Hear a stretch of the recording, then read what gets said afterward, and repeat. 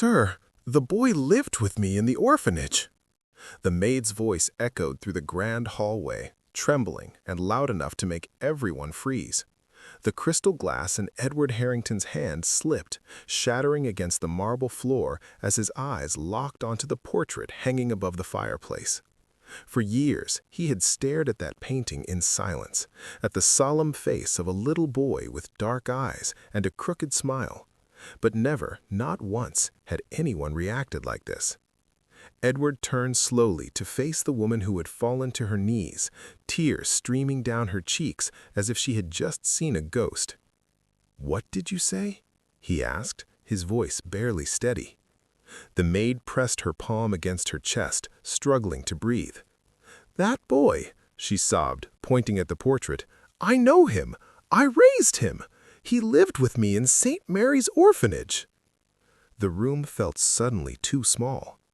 Only an hour earlier, Edward had returned to his mansion after another exhausting business trip. The house was quiet, as always, too quiet for a man who owned half the city, but had no one waiting for him. He had barely noticed the new maid dusting the shelves as he walked in. She looked ordinary, mid-30s, modest uniform, tired eyes that spoke of a hard life. He nodded politely and went straight to his study. It wasn't until he heard the scream that his world tilted. Edward had grown up believing his past was sealed shut.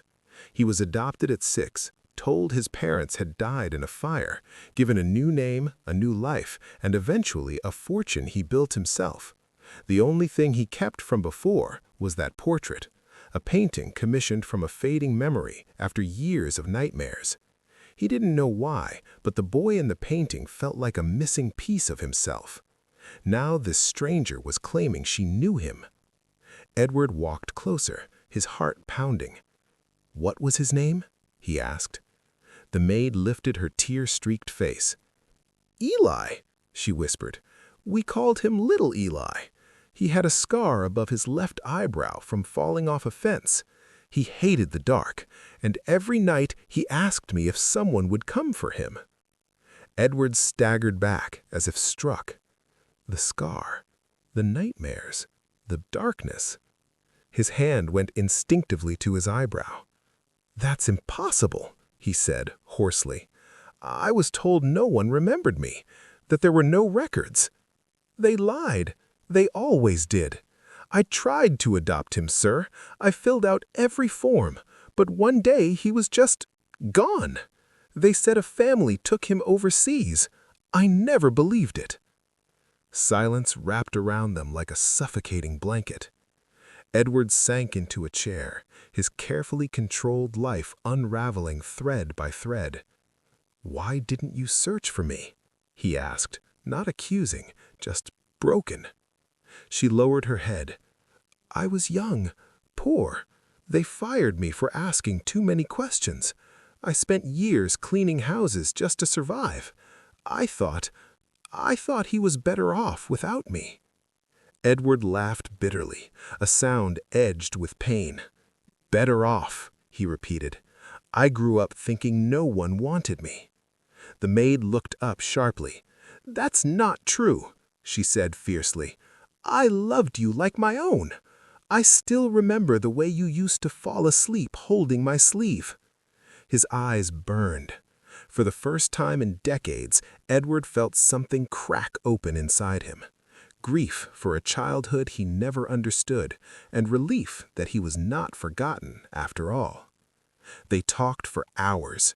She told him about the orphanage, about how he used to protect smaller children, and how he dreamed of living in a big house with stairs and sunlight.